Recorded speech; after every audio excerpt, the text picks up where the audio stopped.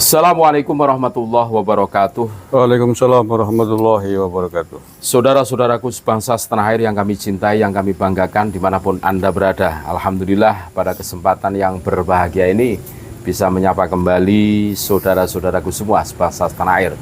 Dan Alhamdulillah pada kesempatan kali ini bisa bersama dengan Gusmar KPN Nusantara. Gimana kabarnya Gus?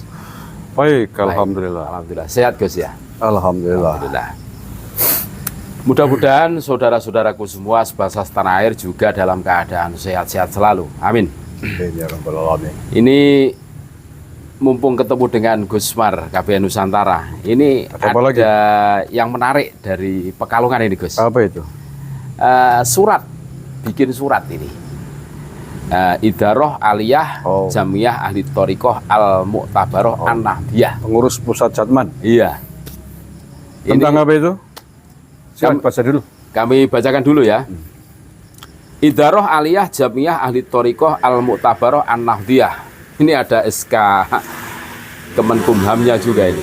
Pekalongan 29 September 2024. Oke. Undangan menghadiri silaturahmi nasional ulama, umarok, TNI, Polri, dan tokoh lintas agama. Kepada yang terhormat, pengurus Idaroh Wusto se-Indonesia di tempat. Assalamualaikum warahmatullahi wabarakatuh. Syukur kehadirat Allah Subhanahu wa ta'ala atas limpahan rahmat, taufik, dan hidayahnya.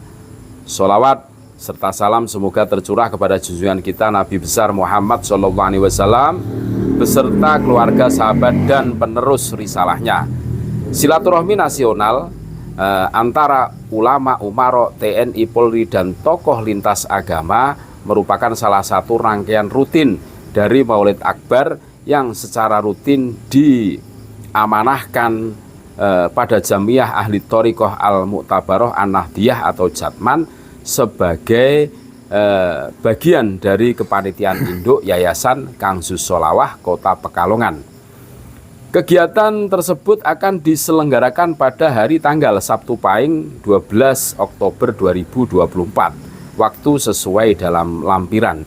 Tempat Juanit Convention Center Pekalongan Selatan. Tema utama memperkokoh sinergitas ulama, umarok, TNI, Polri, dan tokoh lintas agama menuju Indonesia maju.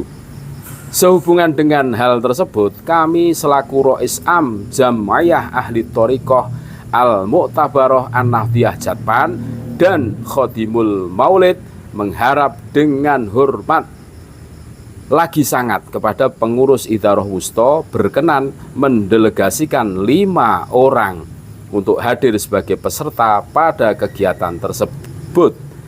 Adapun rincian peserta sebagai berikut: 1 Mursyid Thoriqoh, 2 ulama pengurus Jatman, 1 pengurus Lajnah Wanita Thoriqoh An-Nahdiyah atau Watonah, 1 pengurus Lajnah Matan.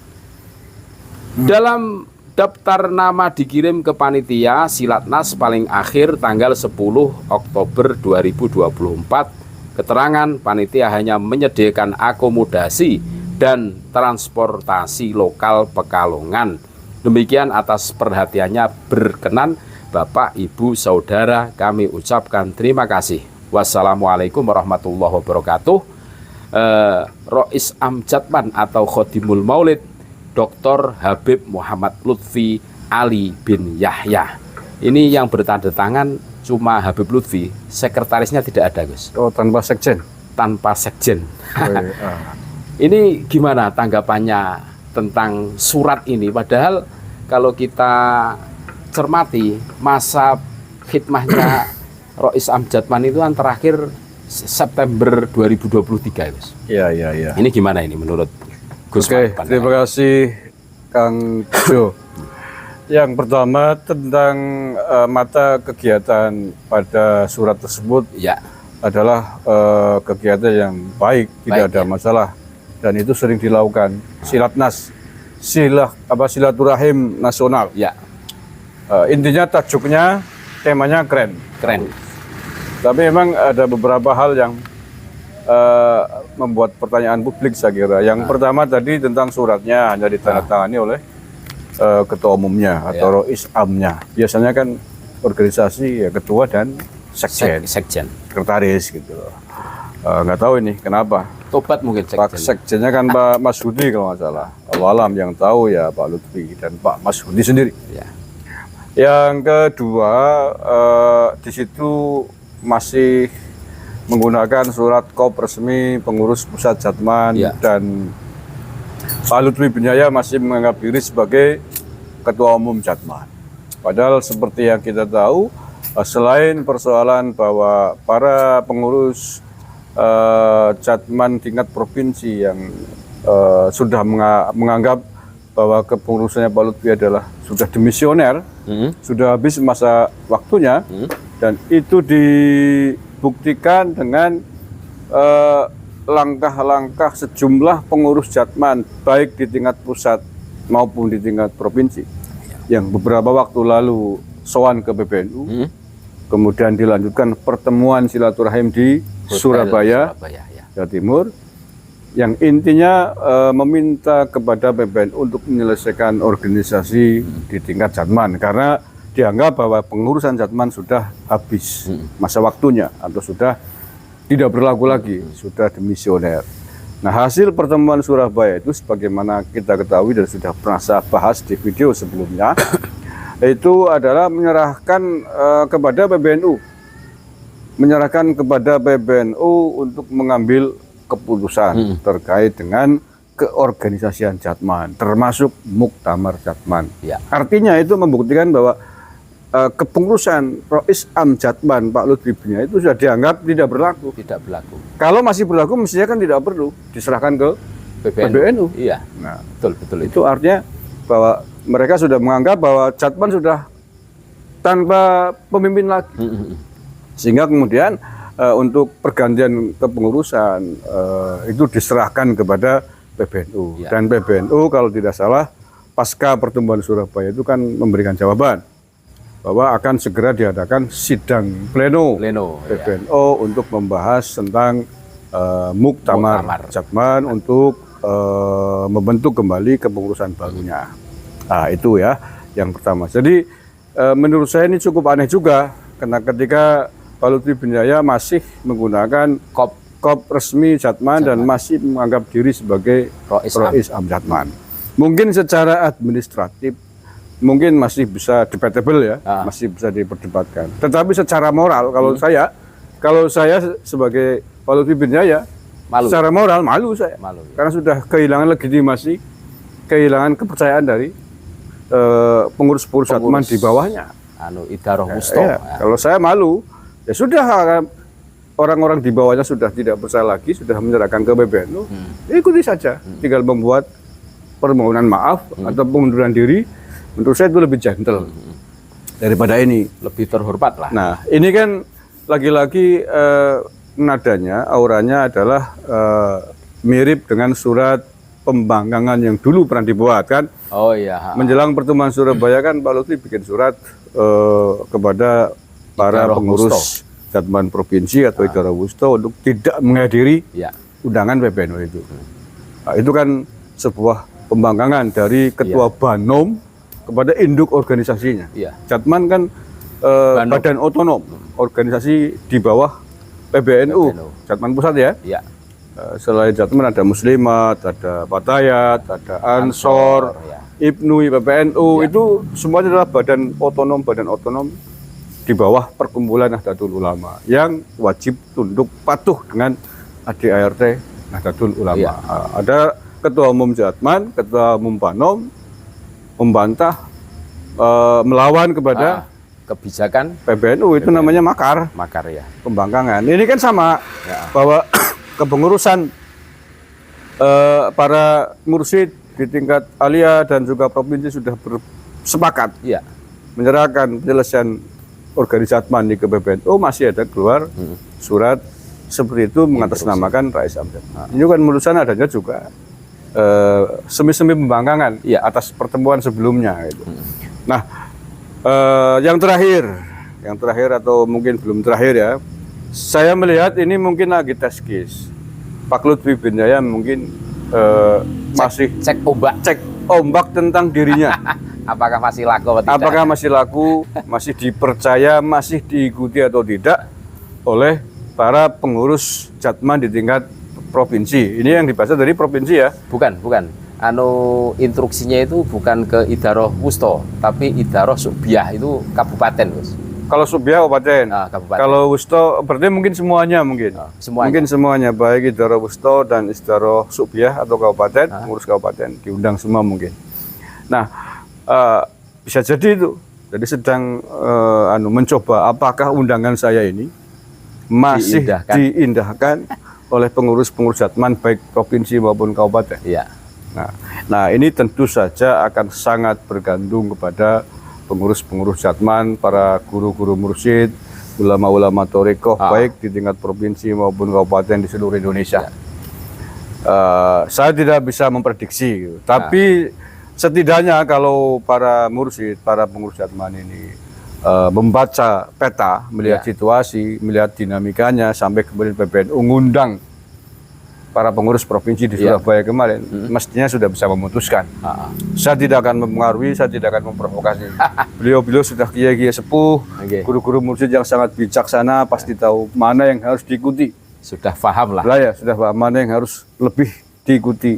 Apakah PBNU ataukah pribadi Pak Lutfi bin Yahya? Mana yang lebih bermanfaat? Karena kita sedang berorganisasi. Ya, betul. Kita sedang berorganisasi yang organisasi itu terikat dengan peraturan besar di Nahdlatul Ulama. Beliau-beliau para guru mursyid baik yang di tingkat kabupaten maupun provinsi yang jadi pengurus Jatman itu semuanya paham. Dan tentu saya tidak bijak untuk menggurui beliau itu. Pasti beliau sudah sangat berpengalaman, bisa memutuskan apakah akan ikut keputusannya PBNU ataukah mengikuti instruksi Habib Lutfi bin Yahya Pekalongan terkait organisasinya ini. Iya, betul. Itu kalau kita melihat merujuk dari surat organisasinya. Jadi sekali lagi mungkin masih Pak Lutfi sedang ngetes diri. Iya. Apakah para guru mursyid ini masih patuh dengan saya atau tidak dengan mengirimkan undangan itu. Nah, kita juga akan melihat nanti. Kita akan melihat nanti pada acara tanggal berapa tadi itu? 12 Oktober. Ya pokoknya acara tersebut yang ada di surat itu tanggalnya. Kita akan melihat kalau misalkan pada hari para guru mursyid, para pengurus Jatman yang diundang seluruh Indonesia itu datang berbondong-bondong semuanya, berarti masih menganggap dengan Pak Lutfi bin Yahya sebagai Rois Ab ya, masih menghargai. Tetapi kalau ternyata besok yang datang cuma mungkin 5% atau 10% gitu ya, berarti ya harus lebih bisa evaluasi, bisa meraba diri bahwa ternyata sudah tidak lagi dianggap sebagai Rois Am Jatman karena ada keputusan musyawarah bersama yang organisasinya segera mendesak harus diselesaikan di muktamar yang otoritasnya sudah diserahkan kepada PBNU. Saya kira itu Kang Bejo tanggapan saya. Terima kasih Gus Mas atas paparannya mengenai surat instruksi dari Habib Lutfi yang bertanda tangan tunggal Habib Lutfi, tidak ada sekjennya. Itu aneh itu. Dan tidak seperti biasanya. Tidak seperti biasanya. Kalau Banom itu biasanya ketua sama sekretaris. Iya. Kalau NU malah 4. Ya, kalau tidak ada sekretarisnya berarti bikin surat sendiri, ditandatangani surat sendiri. Sendiri. Itu di luar kebiasaan. Banom itu lazimnya adalah ditandatangani ketua dan sekretaris. Kalau NU malah 4. Surat-surat resmi yang dikeluarkan oleh NU di seluruh tingkatannya, mulai ranting, MWC, pengurus cabang, sampai pusat, itu surat resmi NU harus 4 yang tanda tangan. Rois Suriah ya. Kalau tingkat umumnya Rois Am, kalau PBNU ya, Rois M, Katib Am, terus ketua umum dan sekjen, dan seterusnya sampai bawah. Tiba-tiba ada surat resmi PBNU kok tanda tangan ketua umumnya. Wah, ini dipertanyakan. Ada apa ini tidak sesuai dengan ADART. Sama dengan Jatman ini ya, Gus. Ya, kita bertanya ini ada apa dengan Pak Masyudi, apakah sudah, karena Pak Masyudi itu waktu pertemuan Surabaya kalau tidak salah Datang ya. datang di pertemuan Surabaya ketika dipertemukan oleh PBNU. PBNU dan para Ya, kiai-kiai. katanya begitu. Saya sih nggak datang ke sana, tapi infonya Infonya ya. Terima kasih Anu Gus atas paparannya. Mudah-mudahan. terakhir. Oh iya ya. Jadi sekali lagi saya tidak akan memprovokasi, mengarahkan para pengurus Atman di tingkat provinsi, kabupaten ini untuk hadir atau tidak. Ya. Tapi saya hanya mengingatkan bahwa ketika kita berorganisasi Iya. di NU atau dimanapun, ya mari kita taati peraturan-peraturan atau AD/ART yang ada di organisasi Oke. tersebut, termasuk di Jatman, apalagi di NU. Semuanya punya buku besarnya, buku panduannya. Tidak boleh sekepenaknya dewek. Betul itu Gus. Tidak boleh atas dasar like and dislike, tetapi harus atas peraturan-peraturan yang ada di aturan dasar dan aturan rumah tangga itu. Apalagi NU ya Gus ya. Iya.